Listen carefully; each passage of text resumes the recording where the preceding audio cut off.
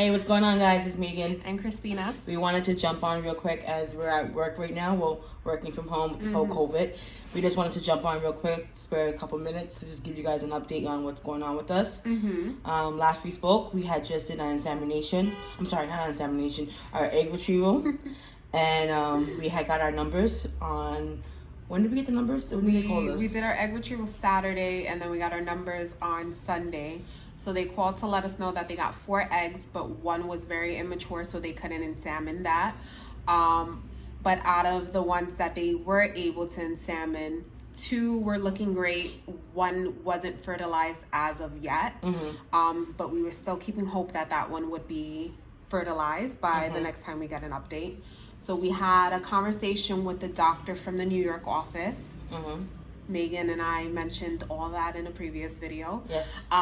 But we got a call from the doctor from the New York office, and he pretty much said that we have one good embryo.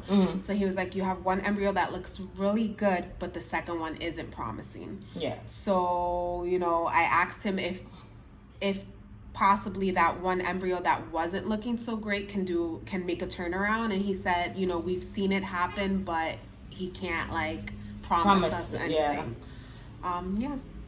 Yeah, so because of that conversation, he recommended that we go forward with the fresh embryo transfer. So that's what we're doing on this upcoming Thursday. So we're kind of excited because, you know, we still have one good egg, and that's always been our logo, one good egg. Our slogan, exactly. So we're kind of still staying positive and optimistic, and hopefully that sticks.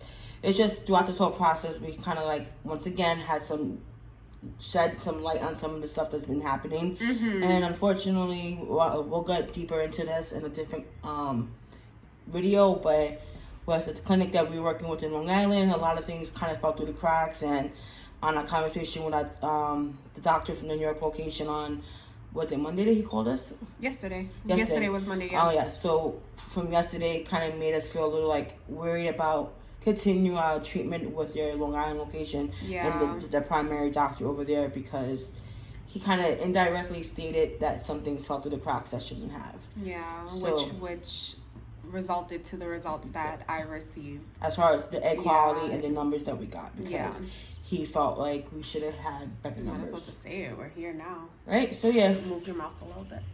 Yeah, we got to pretend we're working. Go ahead. Well, you know, yeah, so since we have some time to kind of dive into it, when he called us yesterday, he informed us that he's a little skeptical of why they had Christina trigger so early on into her simulation. Yeah, he was concerned about that because it was only, 7 days? It was only 7 days. I only stemmed for 7 days. Yeah, so he was a little concerned to that factor, like, you know, why were you told this? Because from your blood work and from things that I'm reading, it indicated that you possibility would have had only 1 to 2 eggs at the time. And if that was the case, you should have just been on the medication a little longer, because we look for somewhere possibility to 4 to 8 eggs being retrieved from you. Yeah. Even with the mini IVF cycle, which we're basically doing, that's what they look for. And that's what the sonogram was showing. Yeah. So he said that the sonogram, although I was showing 8 eggs or 7 to 8 potential eggs that he can remove, he only was able to remove 4 because the other 4 eggs could have been cysts. He doesn't even know what they were. I mean, not eggs. The other follicles could have been cysts. Yeah. So he was like, I went in and I removed 8 follicles, but within those 8 follicles that I removed, you only had 4 eggs. And that he wasn't sure about the protocol because I was only stemming for 7 days, when usually a normal protocol for a woman that's undergoing mini IVF would be anywhere between 8 minimum to 12 days. The average is 10 to 12 days, I think he told us, right? Yeah, and although like you hear 8 and 7, it's like, oh, that's only a 1 day difference, but when you're on this journey, you realize that a 1 day does make a big difference in numbers and quality and results. What was really concerning was that he said that when they took my blood, they take your estrogen levels, and that with the estrogen levels, it lets them know how many eggs you would have that are matured by the time they do the retrieval. So he said the day that I pulled the trigger, which was the same morning that I got my estrogen taken, my estrogen levels were only showing at 263, whatever it is. So my numbers were 263. And with those numbers, the doctor should have known that I only had 1 to 2 mature follicles. Although the ultrasound was showing that I had 7 to 8, those numbers are letting him know that I have 2, so something went wrong there. And he was like, I'm not sure why your doctor asked you to pull the trigger. I don't know if, maybe something got lost in translation. Or, maybe he had you pull the triggers because your follicles were getting too big. But he was like, normally we wouldn't ask for somebody to pull the trigger when you only have 1 to 2 eggs that are developed and your lining was as thin as it was. Yeah, and then it made us concerned because we already were kind of skeptical about this process going in. We were like a little concerned because, as we mentioned before, our doctor had just resigned from the location in New York, and he was only taking over the Long Island location, which is affiliated with the bigger branch, right? It's like a sister branch in a sense. So a satellite. Yeah, satellite. So he was like he's only taking on the patients that he already had.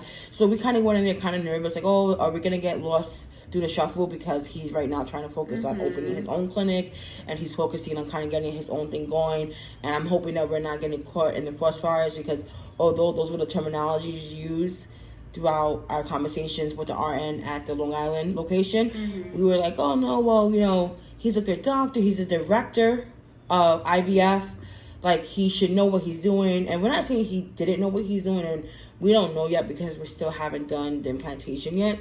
But just like the conversation we had with the doctor at the New York location, and just like the verbiage that he was using kind of made us like, wow, like, did we get overlooked? Yeah. And then just like things that have happened after that, after our retrieval, because we were so like, I guess, unhappy with the numbers that we got, because we were told different. So we were like, really, this is not what we were told. So I think we mentioned that we reached out to the nurse practitioner, and we reached out to our doctor and said, hey, listen, can we have a consultation, because there's certain things that we want to ask you, and we want to go over certain things before we proceed with the implantation. We're not sure we're going to do fresh embryo transfer, or we're going to do just freeze the embryo and then maybe do it next month. But can you please let us know if at your earliest convenience when you can get back to us? The RN tells us, oh, we'll get back to you by Monday. I'll call you Monday to let you know what's going on. Never got a phone call, right? The doctor told us, oh, Tuesday we'll do a Zoom conference call, and I'll let you know on Tuesday. We'll give you an update on Tuesday. Today is Tuesday. He actually didn't even want to see us on Tuesday. He was like, I can call you on Friday. Yeah. But I needed something sooner because my transfer was going to be Thursday. So there's no point in me having to for you to call me on Friday to discuss what's going on or what should I do, what my next moves would be if, Yeah, if it's already going to happen. Yeah. So then I believe she said, no, Friday doesn't work. Is it anything earlier? And he said the earliest I can do is Tuesday. We'll schedule a Zoom call. Yesterday came, like I said, the nurse practitioner never got back to us, never called us. Mind you, Christina sent a follow-up email that morning stating, hey, listen, this is just to confirm that we have a conference call this morning. I look forward to speaking to you. They came, they went, nothing. So then I'm like, hey, did the doctor at least give you an update about the Zoom call? Because, with Zoom, you need an ID in order to join a call. And she's like, no. I'm like, okay, so I'm going to send a follow-up email and say, hey, listen, just following up on the below, but we haven't got an update on the Zoom or anything of that nature regarding our conference call. What did he say? Because I think you got the email. Yeah, so when I sent him that email, he just responded, sorry for the delay, we'll get back to you soon. Mind you, this was yesterday at, what time did I email? It was or you emailed I emailed him at 5:30. It was later in the day because at that point, the clinic had just closed and we didn't get a call from the nurse practitioner. So I was like, okay, now the ball definitely got dropped. You didn't call me. I'm the type of person that I don't like to bother people. I feel like if you're not going to call me, most likely it means because you're busy, especially that she was so adamant on Saturday. Hey, I'm going to call you. I need to figure out. I'm skeptical about what's going on. So I thought that maybe the reason why she wasn't calling me was because she was busy, because normally she would shoot me a call around 2-3 o'clock whenever any other conversations we needed to have about my case. But when we noticed that it was already 4 o'clock, I was like, nah, she's not going to call me today. No, she's not. And then I checked my emails. I was checking my emails all day Monday to see if they were going to send me the confirmation for this Skype call by 5, it wasn't there. So when we shot that email, he responded. It took him a while to respond. Maybe like 2 hours later, and then he was like, "Oh, sorry, we'll give you an update soon." It is now 11:47, and we still haven't got an email. Tuesday. Nothing. No follow-up call from the nurse practitioner. No follow-up email from the doctor. If it wasn't for the primary location, which is the New York location, letting us know our next steps, we wouldn't know where we're at right now. And by the way they're going about it, makes us feel like something was misled in the sense of what you told us, and something was dropped, because if it wasn't, you would have called us to figure out what's going on. And most likely you must have realized that her numbers were low, the blood work wasn't where it was, her lining wasn't where it needed to be, and we got lost in the shuffle because you're finding a new location, and you kind of dropped the ball. And it sucks because you're not, I don't want to think this way, but it's annoying because you don't take in consideration that people are paying for this out of pocket. Not everybody has the insurance to cover this. Not everybody's financially at a point where they could be like, you know, although me and her have good insurance and we saved up money for this, doesn't mean that we just want to throw money away. It's a bummer because insurance is helping a little bit, but there's other things that insurance doesn't cover that we still have to come out of pocket.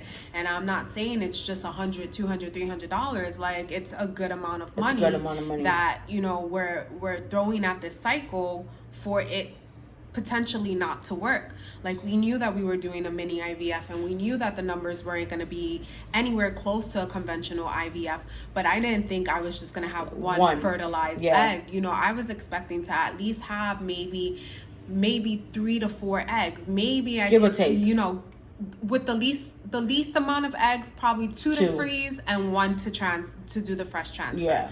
And right now we're just banking on that 1 egg, which is okay. You know, hopefully and it we're will staying work. positive. And we're trying to stay positive, but at the same time, it's upsetting and it's scary, because I know if that one cycle or that one transfer doesn't work, we don't have backed up frozen embryos. We have to go through a whole spinning cycle again. And nobody tells you about the emotions that go into it, the stress, finances, the stress, the time. You're investing a lot of time, energy, and what else? Money. Time, energy, and money into a cycle, and trying to balance a life, and trying to balance work, and trying to balance everything in between, and then, you know, being kind of left in the dark, and your answers not being answered, or your concerns or your emails not being answered. Like, do you care about your patients then?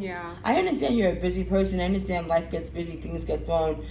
And I'm not asking you to just solely worry about us. I understand you have other people. But for you to kind of just completely disregard our emails and disregard our concerns makes me feel like, wow. And it's nothing to do with the clinic itself, because, you know, the New York location has always treated us well. The Long Island nurses are really good people. They're nice and they're respectful. But that doesn't justify how our care was handled. At the end of the day, like, you can be the nicest person in the world, but if you're gonna screw me over, you're gonna screw me over. Exactly. You know, and that's what we feel right now, and it's annoying because, like you guys know, this is our second clinic. You know, this is our second doctor, and at this point we're looking into maybe transferring to another doctor, because we just don't know how we feel about it. And it's, like I said, it's frustrating and it's annoying because we really had high hopes and this doctor, and, you know, going forward with this clinic and going forward with the location that we picked. And it's frustrating. Right? We went from one day saying we don't want to switch, we love this location, even if the doctor leaves, we may still stay at this location, or, you know, if this cycle doesn't work, maybe we'll transfer everything over to his new location, to now being like, no. And it makes us question our first 2 IUIs with him. Like, were you looking at her blood work? Were you looking at her results? Were you looking at things? Although you don't have a microscope, like, look into, like, her everything like you would with IVF, it still makes you question, were the right medications given? You know, not even that, the fact that we had a conversation with him, and, you know, he was very confident in his way of doing things, and, you know, obviously he's the expert, so you're gonna believe the expert, but he doesn't want to take any other approach. Like, I was suggesting maybe we should have maybe I should do some additional blood work to see if maybe, you know, I have thyroids or something that's also affecting me getting pregnant, or is there any other test that we can take that possibly will, you know, show you that there might be something else wrong. You're telling me that I'm a healthy woman. You're saying you're young, you're healthy, your reserve is great, but it's not showing that. And you can't keep on telling me it's the luck of the straw, because right now with this whole IVF cycle, it's like, okay, it has me thinking, is it me or is it the protocol? Because, you know, even the doctor was concerned, and he was like, honestly, I've never seen this before.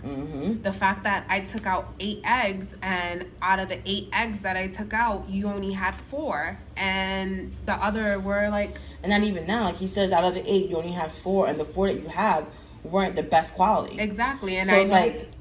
We went into this letting the doctor know it was quality over quantity. We know that. But like I said, that this is not showing me that it's quality. I mean, maybe I'm not going to sit there. Maybe this one egg is the quality egg, and maybe this one egg will stick, and we're hoping and we're keeping our fingers, toes, and everything crossed.